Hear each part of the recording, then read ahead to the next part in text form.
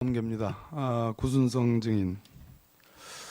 예, 자문이라 하면은 김상만 의사를 얘기하는 거잖아요. 예, 그렇습니다. 두 번 봤다고 그랬죠? 예, 금년입니까? 작년입니까? 재작년입니까? 작년님, 저 15년입니다. 2015년 재작년이네. 예, 그렇습니다. 금년은 2017년이고. 금년에 못 봤어요? 예, 못 봤습니다. 2015년도에 두 번을 봤다면 그 구순성 증인의 근무 패턴과 관련해서는 자주 본 셈이네요. 관저에 늘 있지는 않다고 그랬잖아요. 예, 이 김상만 의사가 2016년 금년 문제가 터지는 10월 달까지 무려 청와대를 19번 무단 출입했습니다. 그 횟수는 증인도 다 알고 있어요. 횟수는 잘 모르겠습니다. 무수히 많이 출입한 겁니다. 19번. 저는 두 번밖에 수사 본 기록에 적이 나오는 없습니다. 얘기예요. 무단 출입으로. 위원님, 제가 본 거는 두 번밖에 없습니다. 김상만 의사는 여자 간호사를 한 사람 데리고 들어갑니다. 봤습니까? 그 의무 실장하고 들어오는 거 봤습니다. 여자 간호사 맞습니까? 여자 간호사는 저희 그 직원 그 출입 통로에서 봤습니다. 저에게 방금 전에 전화가 오셨는데 어떤 분이 차병원에 근무한 간호사고 지금은 녹십자병원 윤모 간호사랍니다. 잘 알지 못합니다. 못 해요. 예, 그 정도 합시다. 정동춘 증인과 박헌영 과장이 위증을 하는 거냐 아니면 노승일 증인이 위증을 하는 거냐 이 싸움입니다. 진실 게임은.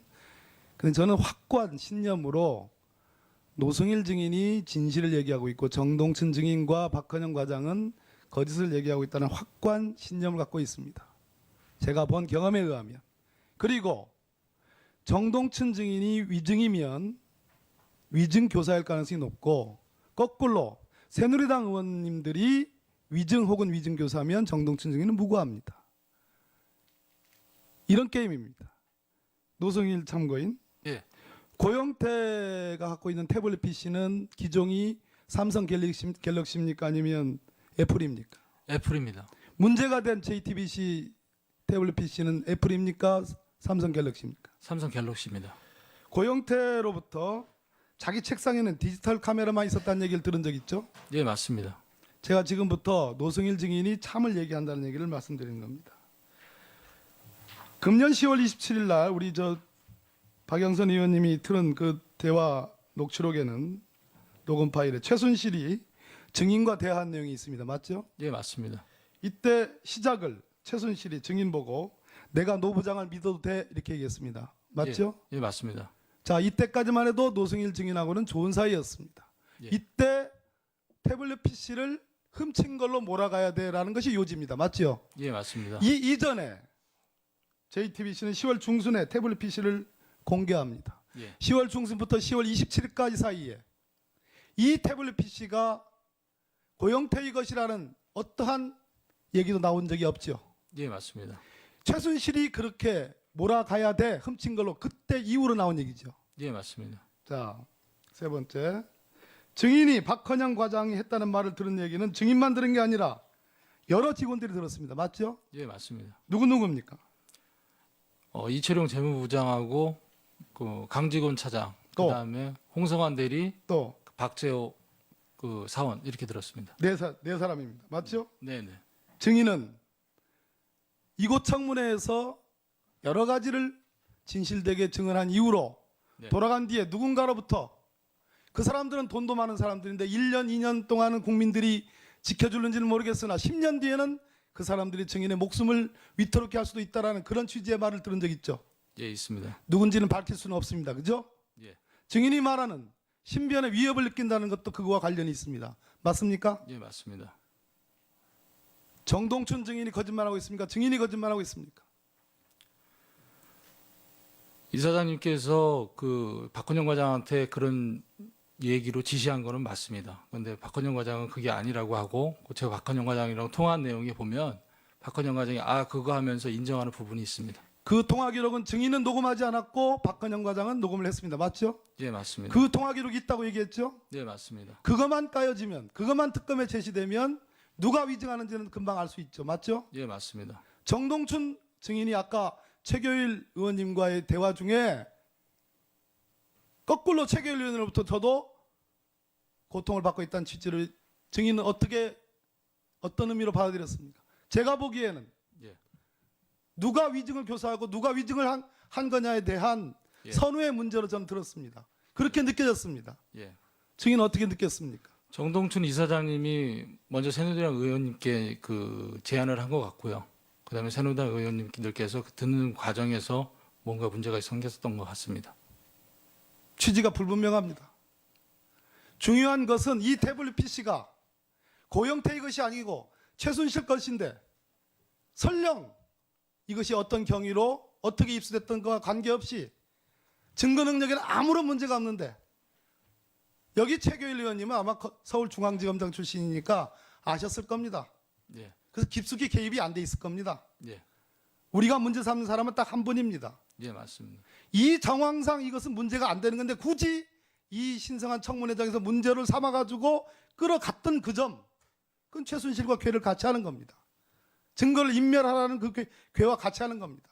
딱 한 사람, 예. 그분과 관련해서는 내가 보기에는 적어도 문제가 있음에도 불구하고 누가 먼저로 이 얘기를 꺼낸지와 관계없이 정동춘 이사장과 그분 적어도 이 태블릿 PC의 진실에 관해서 거짓되게 이 상황을 만들어 가려고 했던 것은 맞다는 생각입니다.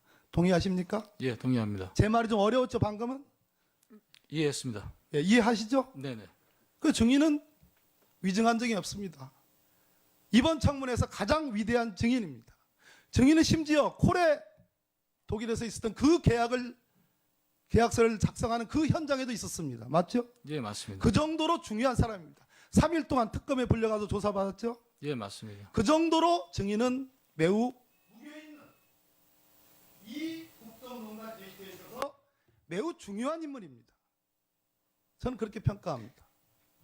증인에 대해서 제가 보낼 수 있는 최대한의 경의를 보냅니다.